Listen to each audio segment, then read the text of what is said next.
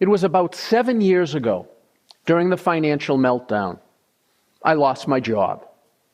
Or as I like to call it, I was given the opportunity to do new things. I loved being a corporate executive in IT. However, I always wanted my own company. So I thought to myself, if I didn't do it then, I would never do it. So on my way out of Boston that morning, the morning that I was laid off, I started writing my business plan and never looked back. Fast forward about 2 years. I had a lot to do. I was writing a weekly column for IT World called Your IT Career. I was fortunate enough to be writing a nationally syndicated column for Gatehouse Media. So before I continue, let's do the math. Every week, I was on the hook for 2 700-word publishable columns per week. I was also on the board of our local Boston chapter of ASTD, which is a training organization recently renamed ATD. I had also joined National Speakers Association as an active member to improve my craft. Now remember, I was starting a company, so in addition to that stuff there, I was also performing all the activities shown here on the screen, as well as others, to try to start and further build my business. If you really think about it, and I look back at it, I was truly overworked. Everything I was doing was worthwhile toward building my company. But I knew in my heart that if I didn't find a way to improve my own productivity, then I would either have to stop doing some of the things I was doing, or I would eventually burn myself out. It all came to a head one evening in May 2011. It was a Sunday night. One of my columns was due that following morning. So I did what I always did. I forged ahead. 3 cups of coffee, and 3 hours later, my column was written. I went to bed. Well, I read that column the following morning. And guess what? To say that it was awful is really complimenting it. Truth be told, it would be best used to line a birdcage rather than to be internationally syndicated. So what did I do? I had to rewrite it. What I should have done that Sunday evening was simply clean my office, maybe just go through my spam folder looking for anything that ended up there accidentally, or have just gone to bed, woke up early and written it then. I made a promise to myself that morning that never again would I try to perform a task that I didn't have the energy to do at that time, and that I would always try to find a task to work on that matched whatever my current energy level was. I sat back and thought, I love that concept. And in fact, that was the original start of what I'm talking to you about today. I'd heard about being in the zone, the initial concept of flow. I'd seen professional athletes on TV who would, after a great game, or would talk about their career in hindsight, would say, boy, those games that I was in the zone, time seemed to slow down. Every muscle in my body, every thought in my head was perfectly aligned. And they would say that the best games in their career were during those times. I experienced this also, but trust me, not as a professional athlete. When I'd be writing a column or writing a paper, writing a speech, or also I was a software developer by background, when I was writing difficult algorithms, is that I would be hyper-focused, totally clear, and have incredibly high level of productivity. It's an incredible thing. I've also heard musicians say that when they're in the zone, they are the music. The music just comes out of them naturally. The problem for me is that I'm not always in the zone. So what do I do then? I believe that people have 4 zones. Top of your game, which is actually what I've been previously talking about. Alert, but not creative. Sluggish, and just trying to keep awake to finish the day. If you later go to use this concept, just remember task, T-A-S-K. T for top of your game, A, alert, not creative, S for sluggish, and obviously K for keeping awake. Let's talk about each one of them individually. When I'm at the top of my game, that's when I write, as previously mentioned. That's when I create presentations. For example, the first draft of this TEDx presentation was done when I was at the top of my game. Or what I'll do is I'll use it to write presentations for clients, answer questions back to them, write proposals, but things where that are really important to me, where I want to be able to excel.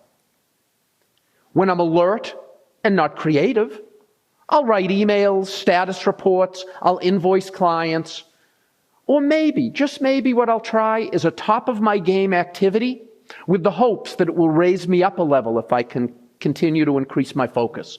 But we'll talk more about that one in a little bit. Then the sluggish, continue to work.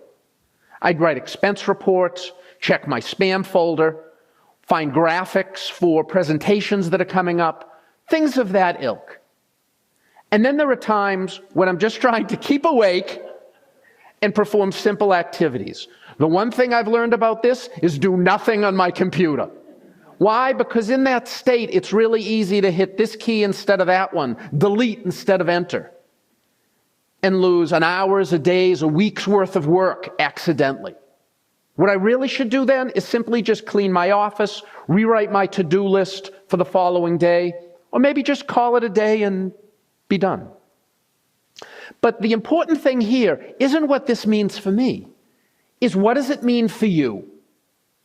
Here's your big takeaway from my talk today. You can maximize your productivity by selecting tasks that match your current level of energy. More simply said, whatever your energy level is at that time, select a task that matches it. If you don't, then one of two things will happen.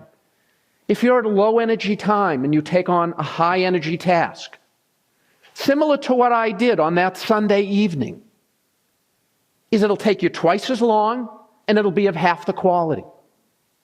Let's look at the reverse. I'm in a very high energy moment. I'm top of my game and I decide to go through my spam folder. Will I do a great job going through my spam folder? Yes, but I'm squandering those times when I could be doing things more creative, more productive. That's what happened to me on that infamous Sunday night in 2011. I decided to clean the house in the morning and write my column at night. I should have done it in reverse, because if I did that following Monday morning, the house would have still been clean, but my column would have been well written and I would have gotten a good night's sleep. When I talk about this concept with people, there's some common questions that they ask me about it. I'd like to share those questions with you, as well as the answers. The first is, how do you know what zone you're in? My answer to that one is, listen to your body and listen to your mind. Make an honest assessment of how much energy you have and what you can perform at that time. Then pick a task. Wait a few minutes and then evaluate it. Is it too easy for you? You could be doing higher level work. Or are you floundering at it and saying, you know what, maybe you should back off and bring it down a notch? Make the adjustment and then continue to move forward. Another question I'm often asked is, can you purposefully raise your zone? To that, I'll decisively say, yes and no. If it's 1:45 in the afternoon of a workday, and you're feeling pretty sluggish because you had a nice pasta meal for lunch and you're trying to prep for a 2 o'clock meeting, then yes, you can raise your zone, take a walk around the building, have a cup of coffee, let digestion finish its job, and you can absolutely raise your zone at that time. How about if it's at 10 o'clock at night? You've had a stressful, high-energy, mentally tasking day. At least for me, the answer is no. That's what I tried to do that Sunday night, was raise my energy level at a time that didn't really work for me. Another question that I'm asked is, how can you raise your zone? Well, I have a friend who told me a story recently about physical activity. Certainly you could go to the gym, but what he did was he attached a laptop to the top of his treadmill. And then what he would do is he would work on his keyboard while he was walking. And the combination of the physical exercise of walking on the treadmill and the mental exercise of being there working, he created some of his best works. One that I like to do is, let's say that there's people I need to return a phone call. I'm working on a project with someone, and they're either a very high energy person or it's a high energy topic. I'll make that phone call. And what will happen is through that conversation, that will help get me more back in the game and raise my zone. Certainly a little caffeine won't hurt, but take that a step further. Sometimes just go to a local cafe. Sit down, get a cup of coffee of your choice, and the combination of the change of venue, a little bit of caffeine, the activity going around you, will let you be more focused and raise you up. Or just mental focus. What I'll do there is, if I have a big project to do, and it has lots of little pieces contained within it, I'll take the simplest, easiest task, and I'll do it. And then I'll move to one that's a little bit harder, and a little bit harder, and a little bit harder. The hope being that it will increase my mental focus as I start with the simple tasks and I'm sort of on a roll. And what it will do is it will raise my game, raise my focus, and then allow me to do more advanced tasks the longer I work on that related project. People often ask me, they say, so what does your to-do list look like anyway? Well, it looks like this. What I do is every task I need to perform, I put into one of these 4 boxes. Then what I do is I try to decide what is my energy level. And then from there I select one of the 4 boxes, as you would expect. And then the way I select what's in the box is either what work necessitates or, quite frankly, what I feel like doing at that time. I'm also asked any other advice that you can give us regarding this concept. And there are 2 primary things. The first of which is do things when you're most able. That's the perfect example of quickly going from zone 1 to zone 4. But do things when you're most able, rather than when you feel like doing it. Certainly if you're really into a task and it can raise your focus, that's a good thing to do.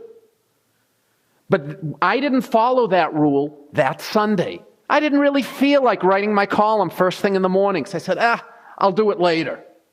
And then I paid for it. Imagine if I followed that rule early that Sunday. Is that my column would have been written, and it would have been a much easier Monday for me, not having to write it then. And the other is, don't procrastinate. That's what I did that Sunday. I said, I'll write it later, I'll write it later, I'll write it later. But even though I was delaying when I was doing it, guess what didn't change? My deadline. So what happens is if you procrastinate on a task and don't do it when you're up to it, then what it will do is it will force you to have to perform that task at a time when you may not be mentally up to it. In closing, I'd like to leave you with 2 things. The first of which is, use this concept today, this evening, tomorrow, or certainly the day after. Because if you don't, like all good ideas, it'll slowly fade into memory as a good idea at the time, but never really implemented. And if it's not implemented, then it won't provide you the value that it really could. Secondly, pay it forward. In the spirit of TEDx, share it with others. Thank you.